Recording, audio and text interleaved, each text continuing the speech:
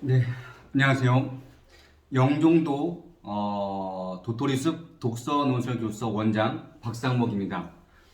지금 제가 계속 퀀텀 독서법의 원리와 실제에 대한 그 시리즈를 하고 있는데 매번 한 권씩 있는데 이것은 사실은 수박 겉핥기로 있는 겁니다. 가볍게 있는 거예요. 깊이 있게 있는 거 아니에요. 나중에는 이제 한 권 한 권 또 깊이 있게 다루고자 하는데 왜 가볍게 있는 게 중요하냐? 여러분, 처음에 사람을 대할 때 많이 알 수가 없어요.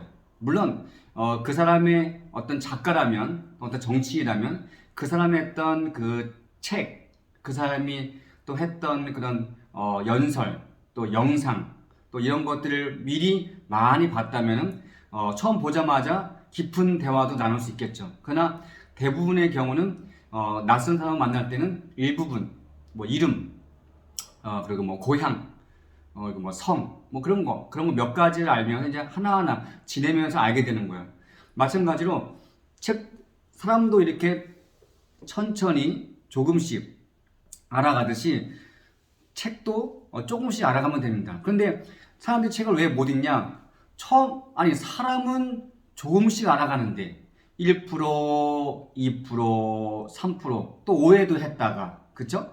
또 왜곡도 했다가, 또 다시 또 화해도 했다가, 사과도 했다가, 이렇게 하면서 사람을 알아가잖아요? 마찬가지로 왜 책을 읽을 때 반드시 이해해야 됩니까? 책도 사람과 그 관계하는 것과 똑같이 책의 내용을 오해도 해보고 책의 내용을 또 왜곡시켜 또 보기도 하고 그리고 다시 또 책을 보면서 이게 이런 의미였구나 이런 맥락에서 이 문장은 이런 의미를 갖고 있구나 조금씩 알아가는 거죠. 그렇기 때문에 책을 조금씩 읽어 나가는 것은 굉장히 중요합니다. 그리고 나중에는 이제 초등학교, 또 중학교, 또 고등학교, 이런 교과서에 들어가는 필독서들도 시리즈로 쭉 진행을 해보려고 하면, 그때는 뭐 약간 좀 길게 하려고 그래요. 이제 학교 공부에 도움을 주기 위해서. 근데 지금은 이제 커널 독서법을 알리고, 이 원리를 어떻게 책을 읽어 나갈 수 있는가, 그리고 여러분에게 다양한 책을 읽게 하려고 하고 있어요. 네, 다양한 책을 읽어야지 지난번에 제가 말씀드렸던 것처럼 문학, 또 철학, 정치, 경제, 또 외교 다양한 분야의 책을 읽어봐야지 그 분야의 책을 봤을 때 이 비슷한 문구들이나 이런 것들보다 훨씬 더 이해력이 사전 지식으로 해서 이해력이 훨씬 더 빨라지거든요. 그래서 다양한 책을 읽어보는 것이 굉장히 중요하다 말씀을 드렸어요. 오늘은 여기 1984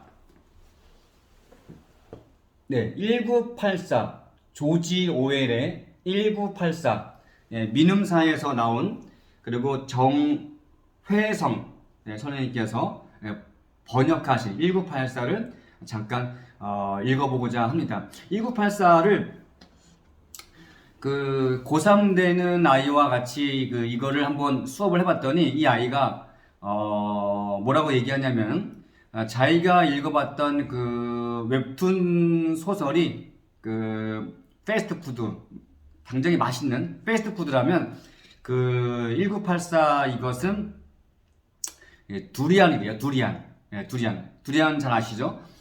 되게 안 좋은 역한 냄새가 나는데 먹어보면 굉장히 맛있는 이 과일의 황제라는 별명을 갖고 있는 두리안. 두리안이라는 표현을 쓰더라고요. 굉장히 멋있는 친구였어요. 중국인 아이였는데요. 굉장히 멋있는 표현을 썼는데 이 1984가 굉장히 깊은 의미를 담고 있고요. 여기 지금 빅브라더가 나오는데 이 빅브라더가 지칭하는 것이 바로 소련의 스탈린을 의미하고 있죠. 예, 그래서 그런 걸 좀 보면 되고 그리고 이제 위스턴 스미스라고 하는 주인공, 위스턴 스미스라고 하는 그 주인공을 중심으로 이야기가 이렇게 전개됩니다. 먼저 한 1분 정도 호흡을 하고 시작하도록 하겠습니다. 지금 4분 30초가 지나고 있으니까 4분 40초에 호흡을 1분 하고 읽도록 하겠습니다.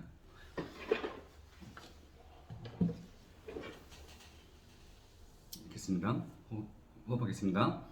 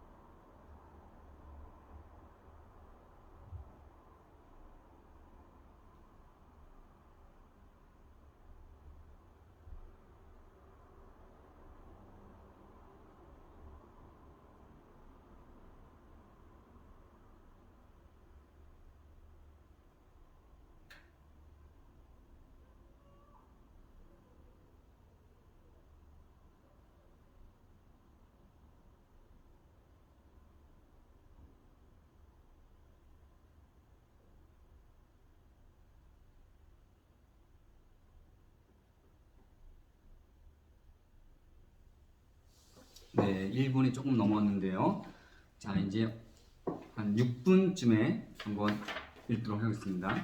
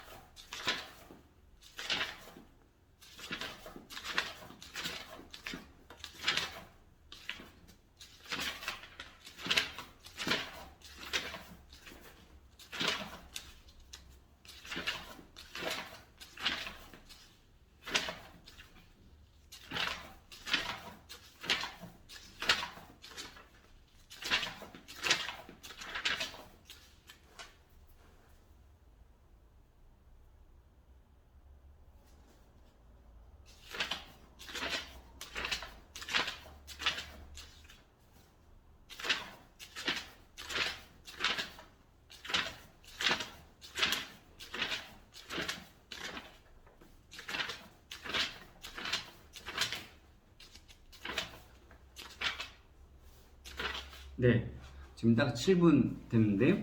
107쪽 정도 읽었어요. 잠깐 적어보도록 하겠습니다.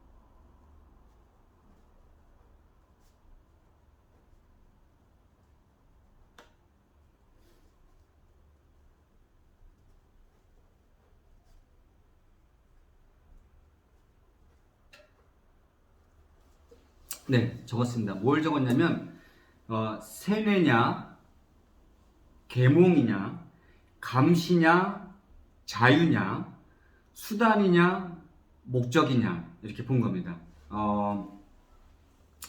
그 1인 독재 체제에서는 세뇌를 하고 감시를 하고 그리고 사람을 수단으로 여기죠. 공산주의의 이론 가운데 하나는 이게 손톱 여기도 나오는데 그 반동분자, 그러니까 이 공산주의 사상에 동의하고 있지 않는 반동분자는 손톱을 잘라내듯이 제거하는 것을 이야기해요. 근데 여기서 놀라운 거는 위스턴 스미스가 일기를 쓰는데 일기를 쓰는 것이 금지돼 있어요. 네, 놀라운 거죠. 금지돼 있어요. 그러니까 지금 제가 좀 국민학교 다녔는데 국민학교 다닐 때 일기 쓰고 일기 검사하고 또 길게 써라 똑같은 거 쓰지 마라 일기 철저하게 점검했어요. 점검했는데 지금 인권이라는 이름으로 일기 검사할 수 없고 또 일기 쓰는 전통이 사실 사라졌어요. 여러분 일기를 쓰지 않는다. 자기를 돌아볼 수 있는 기회가 별로 없어지는 겁니다. 먼저 지금 아이들 보면 일기를 쓰지 않아요. 학교에서 일기를 쓰는 거 인권이라는 이름으로 쓰지 않아요. 뭔가 좀 저는 거기에 대한 약간 그런 아쉬움을 갖고 있어요. 또 하나 이 책 내용 중에 놀라운 장면이 있는데 이런 겁니다. 제가 한번 읽어봐 드릴게요.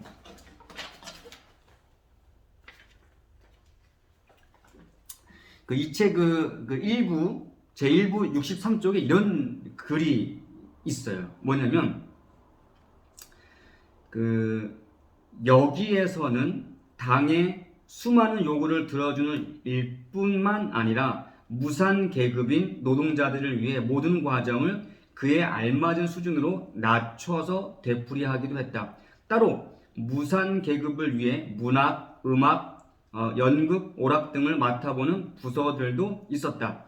이런 곳에서는 스포츠, 범죄, 점성술에 관한 기사를 싣는 질 낮은 신문을 비롯하여 5센트짜리 선정적인 삼류소설, 섹스 냄새가 물씬 풍기는 영화, 만화경과 비슷한 직식이란 독특한 기회로 궁상맞은 노래 따위를 만들어냈다. 그야말로 저질 중에 저질인 포르노그래피를 만드는 곳, 가로 열고 신어로는 포르노과라고 또 있었다. 이렇게 나와요. 자, 그러니까 여기 보니까 유산계급, 또 무산계급이 나오는데, 유산계급이 사실 이제 그 지도부가 되겠고, 무산계급이 이제 하층민이 되겠죠. 어떻게 보면 극빈층에 가깝고 감시받는 그 대상이에요. 근데 이 사람들에게 제공하는 것들을 보니까 스포츠, 범죄, 네, 어쨌든 낮은 오락물 이런 것들이 나와요. 여러분, 대한민국 사회에서 누가 이렇게 합니까? 이렇게 하지 않죠. 그런데 가만 보면 지금은 스스로 무산 계급을 선택하는 경향이 있다고도 봐요. 그러니까 사람들이 스트레스가 많다 보니까 굉장히 강한 자극, 그래서 뭐 불타는 막창, 또 고기를 먹고, 또 노래방을 가고, 또 술을 마시고, 이 어른들이 스트레스 푸는 방법이라면 또 아이들은 또 게임, 그쵸? 게임, 또 친구들하고 또 욕, 또 누굴 괴롭히는 일들, 또 여러 가지 그것들을 보면 어떤 뭡니까? 어른들이나 아이들이나 그 스트레스를 푸는 방식이 뭐예요? 반지성적인 그 어떤 그 여가 활동을 통해서 스트레스를 풀려고 해요. 사실 굉장히 후유증이 남고 좋지 않죠. 그러니까 이 책을 통해서 우리가 지금 어떻게 보면 스스로 무산 계급으로 가는 것이 아닌가. 어찌 보면 누가 나를 순회시키는 것이 아니라 내가 나의 그 고귀한 가치와 쓸모를 잊어버리고 망각한 채 스스로 무지한 무산 계급으로 전락하는 것은 아닌가. 이 책은 한번 되짚어 볼 수 있도록 꼬집어 줍니다. 이 책은 정말 좋은 책입니다. 나중에 또 자세한 이야기를 나누도록 하겠습니다. 감사합니다.